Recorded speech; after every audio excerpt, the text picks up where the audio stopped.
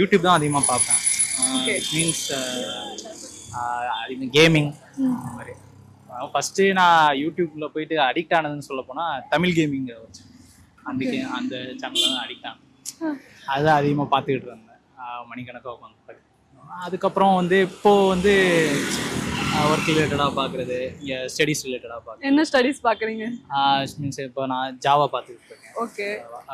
Error maths play அவரோட channel தான் பார்க்குறேன். அதுல இருந்து லேர்ன் பண்ணிக்க முடியுதா? எல்லாருமே வந்து யூடியூப்ல போட்டா படிக்க மாட்டாங்க, இல்லனா ஒரு அது எப்படி நமக்கு இருக்கும் அப்படின்னா, ஃபர்ஸ்ட் எடுத்தோடனே ஓகே எதுவுமே புரியாத மாதிரி இருக்கும். ஒன்ஸ் நம்ம ப்ராக்டிக்கலாக அதை எக்ஸ்பீரியன்ஸ் பண்ணும்போது தான் அடுத்தடுத்து படிக்கணும்.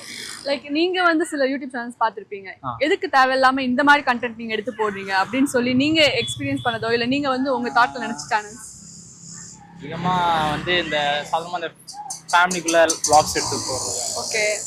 அது வந்து அதிகமாக எனக்கு ஓகே அது ஏன் நம்மளோட என்ஜாய்மெண்ட் நம்மளோட பிரைவசிக்குள்ளயா நம்ம எடுத்து அந்த வீடியோவா மாதிரி. போடணும். ஓகே.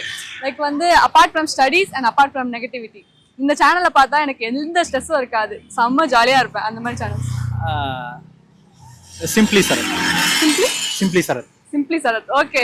சிம்பிளி சரத் வந்து ஏன் பிடிக்கும் உங்களுக்கு? அவர் அதிகமாக வந்து கொஞ்சம் நேச்சுரலாக கண்டென்ட் போடுவார்.